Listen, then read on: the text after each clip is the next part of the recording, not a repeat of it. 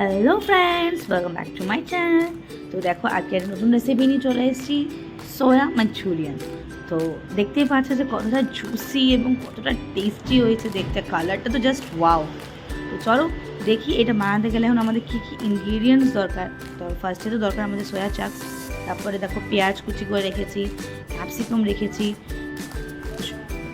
কাঁচা লঙ্কা কুচি, আদা কুচি এবং রসুন কুচি। তার সাথে আমাদের আছে সস, চিলি সস, লবণ, জিরের গুঁড়ো, রেড চিলি পাউডার, গোলমরিচের গুঁড়ো, ময়দা এবং কর্নফ্লাওয়ার।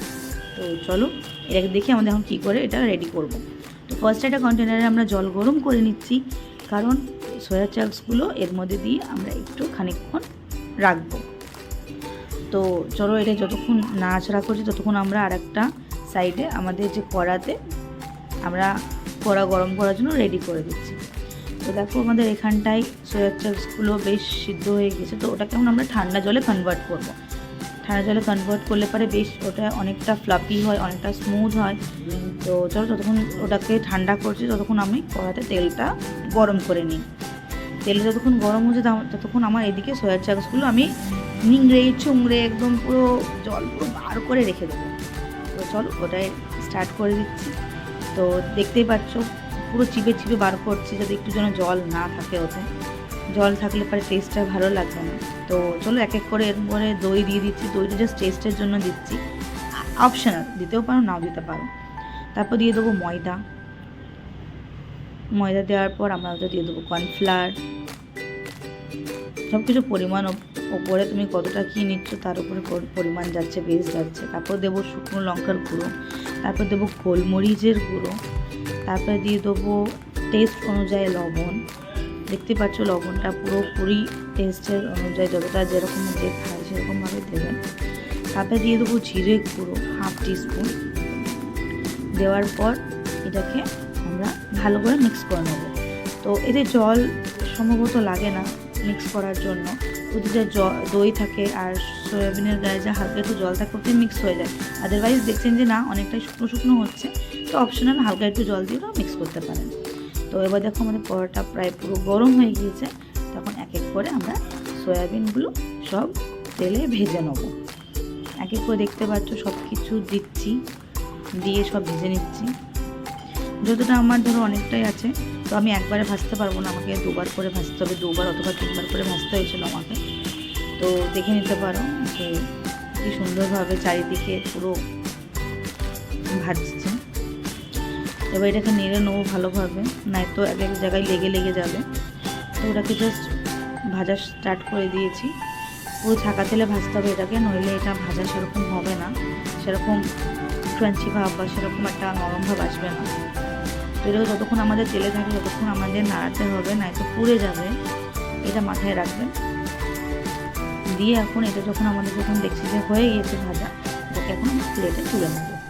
এক এক করে আস্তে করে তুলবে, যাতে তেল না আসে, তেলটাকে পুরো নিংড়ে তুলবেন।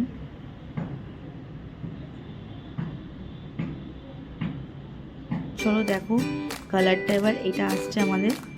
তো চলো এবার দেখা যাক।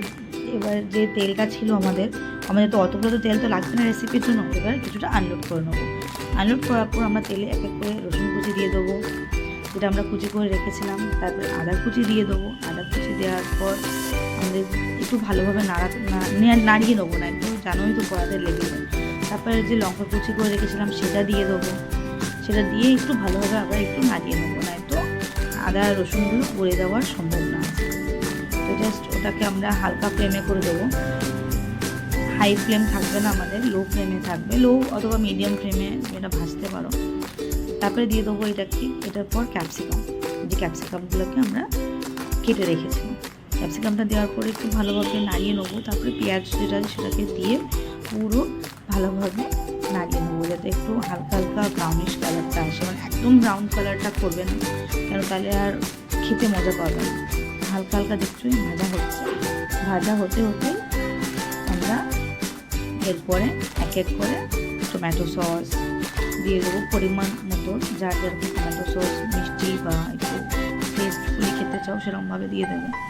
তারপর আমরা এক এক করে দিয়ে দিচ্ছি আবার চিলি সসটা দেবো। এবার চিলি সসটা তেমন ঝাল হয় না, বাট দিতে পারো, টেস্টের জন্য খুব ভালো হয়। সয়া সসটা খুবই অপশনাল, আমার পছন্দ না বলে দিইনি, পছন্দ হলে অবশ্যই ইউজ করতে পারো। তো এবার দিয়ে দিচ্ছি এতে সেজওয়ান সস, যেটা আমরা হোমমেড বানিয়ে রাখি, সেটা সেজওয়ান সসটা দিয়েছি। বাজার থেকে কেনা সেজওয়ান সসটা একটু পছন্দ না। তারপর দিয়ে দেবো টেস্ট অনুযায়ী লবণ, কেননা জানো সসের মধ্যে অনেকটা লবণ থাকে, তো সেই অনুযায়ী তুমি লবণটা মিক্স করবে। তারপর দিয়ে দেবো রেড চিলি পাউডার কালারটার জন্য। তারপরে আমরা দিয়ে দেবো গোলমরিচ, 1/2 টিস্পুন গোলমরিচটা দিয়ে দেবো। গোলমরিচ দেওয়ার পরে এবার আমরা এটাকে ভালোভাবে ভালোভাবে মিক্স করে নেবো।